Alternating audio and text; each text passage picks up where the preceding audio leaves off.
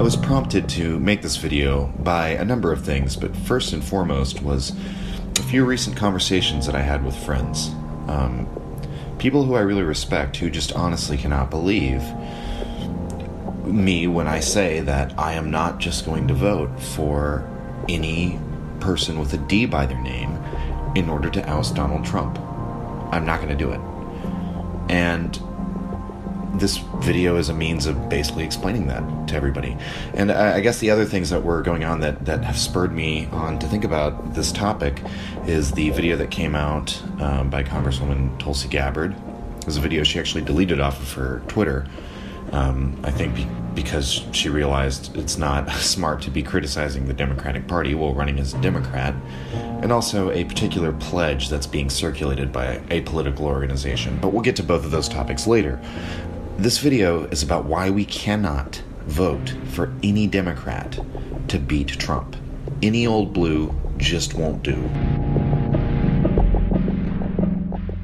In order to begin to illustrate my point, I'm going to use the example of Obamacare.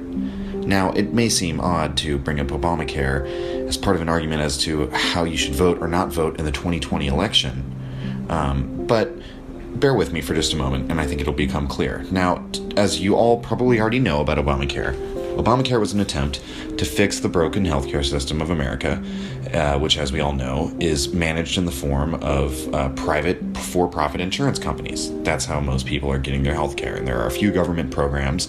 Those are regularly the most popular healthcare programs in the country, are the government-run ones, such as Medicare. But most people are buying their insurance from private insurers, and people who have pre-existing medical conditions are not getting covered, or they're getting screwed. And so Obamacare, which is the colloquial name for the Affordable Care Act, basically came in and put in a bunch of regulations protecting people with pre-existing conditions. For example, of one such regulation. But the linchpin to make the whole thing solvent, to try and bring the costs down for the American people, and to bring the access up, was the individual mandate. The individual mandate, of course, is a looming fine that's levied against anyone who does not buy insurance from one of these private insurers. Now, I diverge from a lot of liberals on this question because I actually don't see Obamacare as a step in the right direction.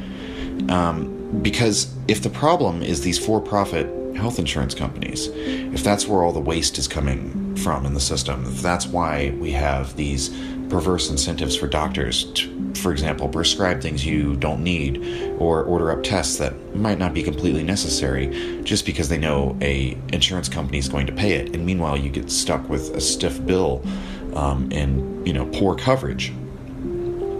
All of these things that are artifacts of the system. And the answer of the Affordable Care Act was to force everyone into this system. Make everyone buy into a contract with a private business. And I think that was just very much ill-advised. But a lot of people have seen it as at least a step in some good direction because it covered more people. The problem with this is that the goal is not simply to cover more people. The problem with our broken healthcare system in America wasn't simply that people didn't have healthcare. The problem with the Affordable Care Act, first and foremost, was the fact that it took away the single biggest bargaining chip that everyone has when they're negotiating a contract or any sort of business arrangement, the power to walk away. They took that away from the American people.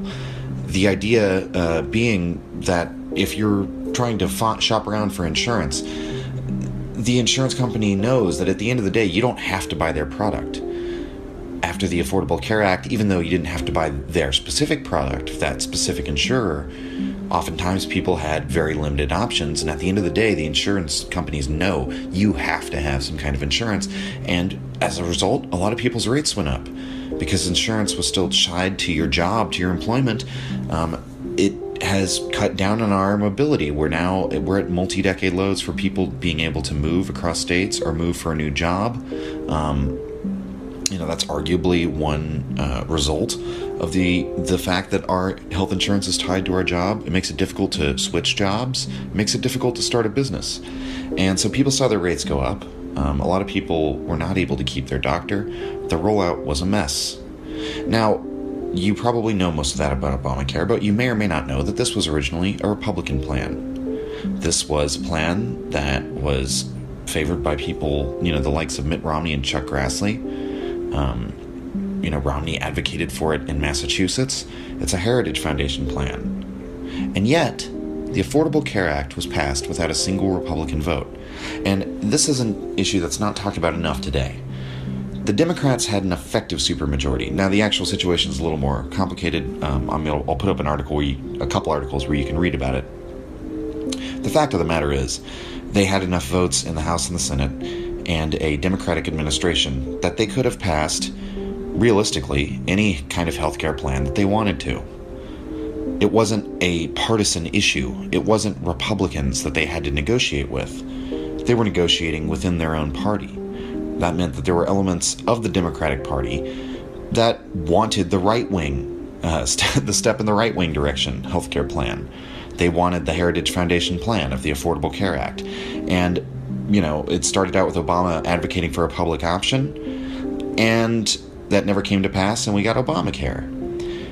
Now, so why did all this happen? Why am I bringing up Obamacare as an example of it? Well, Obama's presidency was described by Charles Kessler, the conservative thinker, as the sort of culmination of the liberal project. But I think more accurately that Kessler should have said that he was the culmination of the neoliberal project. The Democrats have become a party with right-wing economic elements. Deficit scaremongering, distrust and belittling of the poor, and trickle-down economic theory. The idea of free and open trade borders, outsourcing, importation of cheap labor, tax cuts for industry. None of these things seem particularly, they may not be like paleo-conservative positions, for sure. There's a lot of big government in there. But it's definitely not free market capitalism, and it's also not aligned with the working class interests. So what makes the Democrats liberal these days? Granted, they're a much milder form of corporatism than the GOP is. But what is the real liberal core of the Democratic Party? Well, a lot of people argue that their liberal core is now based on culture and not economics. Arguably, Clinton ran a campaign based on culture in 2016. That's the argument of many on the left, such as Jimmy Dore, Kyle Kulinski, and presidential candidate Andrew Yang, among others, that Clinton's campaign signaled a turn away from the values of the working class. This was a further step in the neoliberal direction that Obama's Democratic Party was going. And as evidence of this, we might look at the fact that Hillary Clinton didn't campaign in the Rust Belt and the key swing states that won Trump the election. She championed TPP, the Trans-Pacific Partnership, bound to outsource, just countless jobs. And then when Trump said that we need to make America great again, address these problems that are facing the American worker, she said America's already great. Her slogan is, "I'm with her." She was running an identity campaign, based on her gender identity. She dressed down Trump and his supporters. They wagged their finger at them, moralizing. So it was a cultural campaign. It ignored the working class. It ignored the economic problems.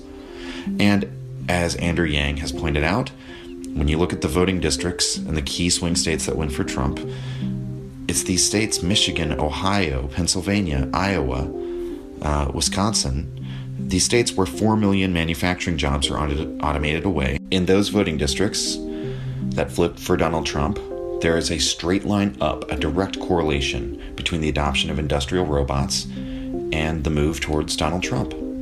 Now, Trump wins on a platform of protectionism, nativism, and a repudiation of left-wing urban culture. So there is a cultural element on Trump's side as well. But it was characterized by many people, I think accurately, as a backlash. Trump had simple-minded policy proposals that were things that centered around these issues. Build the wall, bring the jobs back, stop the outsourcing. Trump has failed so far to deliver on all of these promises. But the fact remains that this election was a referendum on neoliberalism. And I believe that very strongly, that in 2016, America said no to neoliberalism. And the media, the establishment media, who, live in their bubble in New York City, the tech giants in San Francisco and Silicon Valley, the coastal elites, the urban cultural liberals have really tried to avoid confronting that America as a whole has said no to neoliberalism. And part of it is because they're maybe conflating it with the cultural liberalism, because they're not exactly the same, right? Cultural liberalism does not come from neoliberalism. Neoliberalism just wields it, like a tool or a weapon to win elections by playing identity politics and to distract people from what they're doing. But they're not really the same thing. But, in any case, look at the narratives that have circulated in leftist circles and in the media, that this was to blame on Russia, that this was to blame on the FBI, that this was to blame on WikiLeaks, that we could blame this on so many people that were not the Hillary Clinton campaign. And America said no to neoliberalism, but I don't think it's necessarily because they disagree with the cultural liberalism as a whole. That was certainly an element of Trump's base, but what about the 14 million Democrats that canceled or lapsed in party membership, the decline in party membership following the 2016 election? That shows that the left was fed up with the DNC. And this, of course, ties into the bad behavior of the DNC, which was revealed by WikiLeaks, that Bernie Sanders was cheated out of several primaries with last-minute rules changes, that the Hillary Clinton campaign was given debate questions in advance, that the DNC was basically acting as a campaign arm for Hillary Clinton. That you had Debbie Wasserman Schultz, who perpetrated much of this election fraud in the national level. She's been accused with good evidence of stealing her own congressional elections in her home state of Florida, committing election fraud. Meanwhile, the Democrats as a party have superdelegates who largely decided the 2016 election, which is a completely undemocratic element. These are people who are empowered to ignore the popular will. So these things were all very unpopular, and these things were all huge problems. And in response, to their credit, the DNC has promised that they're not going to avail themselves of any shenanigans. They put in these new debate standards to, if you raise $65,000, you raise donations from 65,000 individual donors, small dollar donors. That qualifies you for the debates. If you get at least 1% in national polls, that qualifies you for the debates. And they've taken out the superdelegates. But they've also cheated progressives out of delegate seats in California recently. And the GCCC has come out with a new policy where they say that any consultant or figure in the Democratic Party who helps a Democrat primary an incumbent will be persona non grata in the Democratic Party, that they will receive no funding from the DCCC. This is the organization tasked with getting Democrats elected. And in the release, they've said, well, our mission is also to protect incumbents. No, it isn't. No, it isn't. In spite of the fact that the superdelegates are not being involved immediately, if things go to a second round in this Democratic primary in 2020, the superdelegates will still step in. So now, what's the situation? Well, we have a handful of progressives running against a slew of establishment candidates with big money donors who are taking corporate PAC money and who have terrible voting records. Let's just go down the list. We have Joe Biden, the senator who, when he was a senator, opposed busing desegregation, who was an architect of the drug war, who championed the fact that he had gotten a death penalty for drug dealers in some cases, who voted for the Patriot Act in the Iraq War. We have Kamala Harris, who fought to keep people in prison who were found innocent on appeal in her home state, who fought body cameras on officers, who refused to prosecute Steve Mnuchin, who was illegally foreclosing on elderly people, who locked up nonviolent drug offenders. We have Pete Buttigieg, who toes the party line, he has no policy substance, and who has been part of apparently DNC meetings that were basically crafted to find ways to sabotage Bernie Sanders' campaign. So he's in with the establishment. We have Beto O'Rourke. He's a shill for big oil who has no policy substance. We have Cory Booker. Only 15% of his funding comes from small dollar donations. The Wall Street candidate, you can't trust a word that comes out of his mouth. So we have people running who are pro-war, who are pro-regime change wars. We have people who are pro-war on terror, pro-war on drugs. We have Biden saying, give me a break in response to the economic problems of the people of today. Meanwhile, where he has a record of groping people in public. These are our options. And these are the people calling themselves Democrats. What happened? FDR, I think, changed everything. In some sense, he was, in the modern sense of the word, he was the first liberal president, the first modern liberal. He's like the Democrats' Reagan, right? And so, let's look at some facts about FDR that are usually glossed over. That, this guy was elected for 4 terms as president. He's wildly popular. He instituted massive government spending programs in the New Deal, and it pulled us out of the Great Depression. And people say that was World War II. I hate to break it to those people. World War II, if that is pulling us out of the Great Depression, that means massive government spending because that's got the government who was spending money on the war. And, the government that people are galvanizing around for the war effort. So, and he got a lot of these social safety nets into place in the first place. But the Democrats have drifted from FDR, haven't they? I mean, is there any other Democrat that modern liberals talk about between now and FDR that they talk about in the same way as him? I mean, because here's the thing. FDR changed it so that the Democrats were the workers' party. That's kind of how they were defined. Now, we could look at how later you had LBJ, and there was, sort of like the racial tensions in America, and that shifted the dynamics as well with the Republicans and the Southern strategy following the Civil Rights Movement. But just setting that aside, all in all, post-FDR, the Democrats could generally be understood to be the workers' party. I mean, and the GOP is obviously the corporate party. I mean, I know there's a lot of people who are libertarian-minded who actually believe on principle that in a free market, and they believe in as little taxes as possible and all those things. And I know a lot of these people. But even these people understand that a lot of rich people are also going to agree with them. It is going to end up being the party of big business and rich people because they're also going to be against taxes because they're going to have the biggest tax burden to pay. So of course they're going to be against that. And we need only look to the comments of people like George W. Bush, who attended, fundraising dinners, calling the haves and the have-mores, the elite, his base. He's like, says the other people, they call you the elite, I call you my base.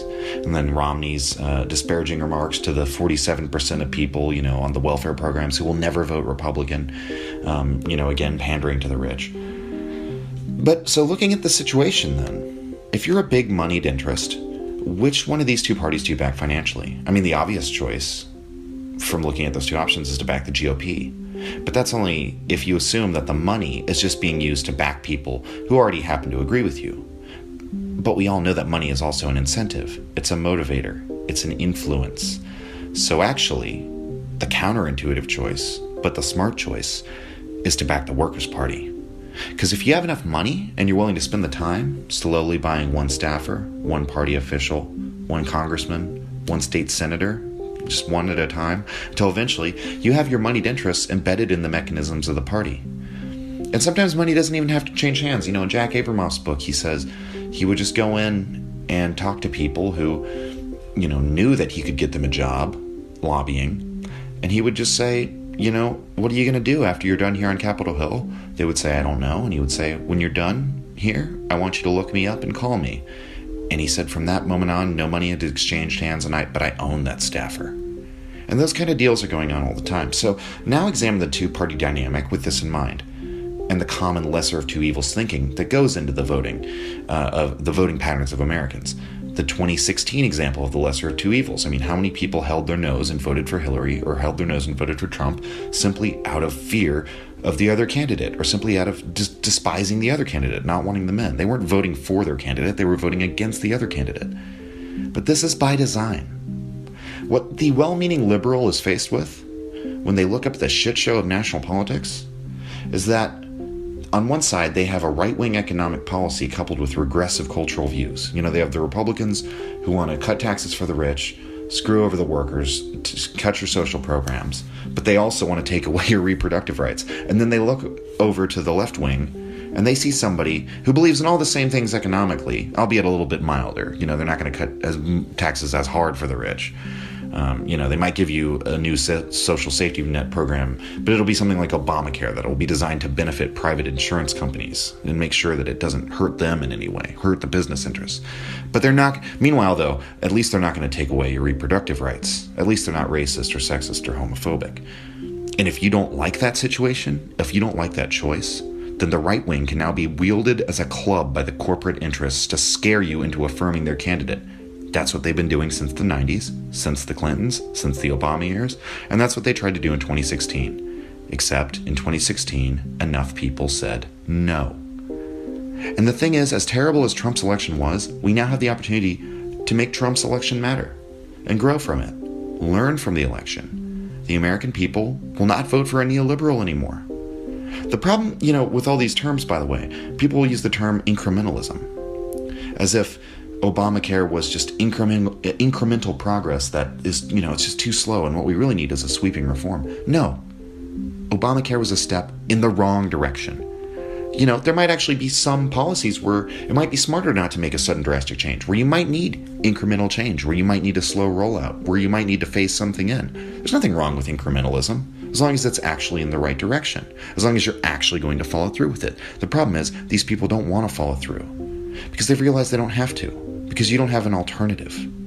They're just going to keep doing the same things as the GOP, but they're going to be smarter about it. They'll be a little bit slower and craftier about it. So too with the term centrism or bipartisanship. The problem isn't centrism among the people.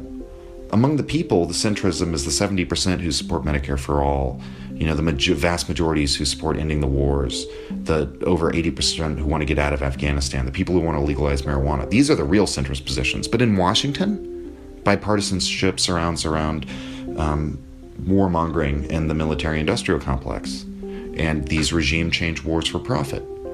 And so they're not just incrementalism and centrism and these terms. They sound really benign, but they shouldn't be made to sound benign. The fact is that these people are bought and paid for.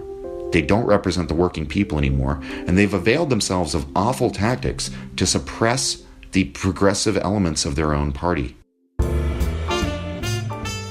I happened upon this online, that it's a group called We Are Indivisible. It's called the 2020 Candidate Pledge. Their hashtag is hashtag Take the Indivisible Pledge, and it says that we must defeat Donald Trump, and the first step is a primary contest that produces a strong Democratic nominee. The second step is winning the general election, and we will not accept anything less. They say we should make the primary constructive, respect the other candidates, and I can get behind that. But the second plank is rally behind the winner. I'll support the ultimate Democratic nominee, whoever it is, period. No. They say no Monday morning quarterbacking, no third-party threats. No. Immediately after there's a nominee, I'll endorse? No. This is just, frankly, it's outrageous. And so, who is this coming from? Who are these people who are pushing for this? Who would push for this? Well, when we look into who these people are, they're a nonprofit, and they're people with heavy ties to other democratic organizations. They're people with big money donors. And what do you know? They are the people who organized the Women's March, who are apparently very strong cultural liberals, who are very much about the cultural threat that Donald Trump proposes, or that Donald Trump poses. And yet, what do these people ask of us? That we should rally behind Joe Biden? If Joe Biden's the nominee, that candidates like Tulsi Gabbard and Andrew Yang should fall in line behind them? Tulsi Gabbard, who's for ending the wars and bringing our troops home and ending this crazy imperialist foreign policy, she should get behind Joe Biden, who voted for the Patriot Act in the Iraq War. Andrew Yang, who says he wants to pardon nonviolent drug offenders and decriminalize opioids, should fall in line behind the guy who's the architect of the drug war, who says we should kill drug dealers. There are people who are very disturbed by the fact that Trump has supported dictators like Duterte and said positive things about them. But in the character of Joe Biden, you have a man who actually got the death penalty for drug dealers on the books in the United States. He actually wrote that into policy with the help of Senator Thurmond. So if you elect somebody like Joe Biden because you're disapproving of Trump and his worship of strongmen dictators, the unfortunate irony is that you're actually electing somebody who shares policy substance, who finds policy agreement with somebody like Duterte, with the kind of dictators that Trump supports. And to their credit, Andrew Yang and Tulsi Gabbard are progressive candidates, and Mike Gravel. They have not signed this pledge, and nor should they sign it, because everything this pledge stands for sends the wrong message. The fact of the matter is that the lesser of two evils is another nail in the coffin of democracy every time we employ that thinking. Every single one of these elections where you hold your nose and you vote for the lesser of two evils. You're shuffling our system, our liberal democracy, into the grave. You may think it's so important to vote Trump out, and I agree. I share these fears. I'm terrified about the Supreme Court, the possibilities of the economic damage Trump could do, the damage to our image, the abuses to human rights and freedom of speech. But if we vote him out, only to vote someone in who's going to continue slowly strangling us, then what are we doing? We're enabling them. We're telling them that strategy works, that you can keep slowly strangling us as long as you keep the threat of the scary orange man will let you keep your hands wrapped tightly around the neck of the middle class, the lower middle class, the working people, the working poor. We said no once in 2016. And I say we tell them. I say we tell them again. Rather than some bogus message about unity, I say the Democratic voters need to have a far more powerful message, a message that goes out to every neoliberal, warmonger, corporatist scumbag who wants to enslave our country and rain death and tyranny across the world. Fuck you. No means no.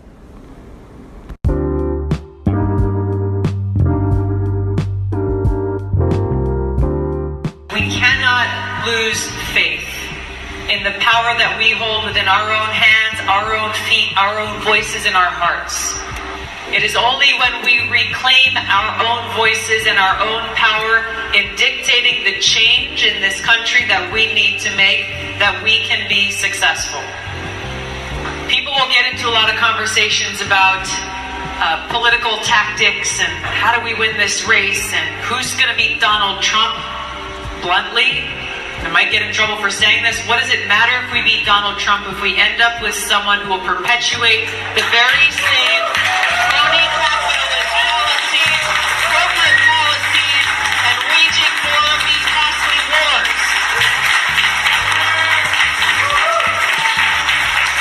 This is why I'm running for president. This is not a joke. This is not for fun. This is not about me. It's about all of us. It's about our future. 100%, brother.